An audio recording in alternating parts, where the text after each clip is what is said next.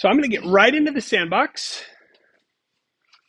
and I'm going to also cover the assignment. The sandbox and the assignment for this module are pretty simple, as advertised. So that's good. So let's run through the sandbox really quick. This one is really sort of step-by-step easy. I'm just going to show it to you. And it's called Error Pokemon. And the reason is because I want you to catch all of the errors. Get it? So, I know, sorry, I'm a dad. I have 7 kids. The dad jokes have to come out sometime. All right, so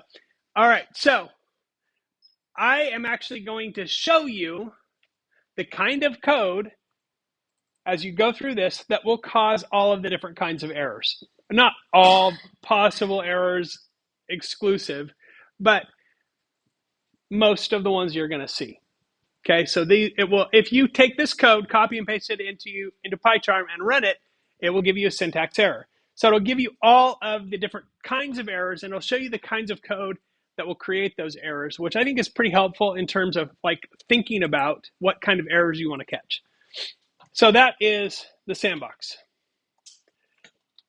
Okay, so A10 is called the Robust Employee Database. It's not actually an employee database. It's much more broad than that, actually. And all I want you to do is take any of the last 4 assignments or so. You can go all the way back to like assignment 3, so more than 4. But I want you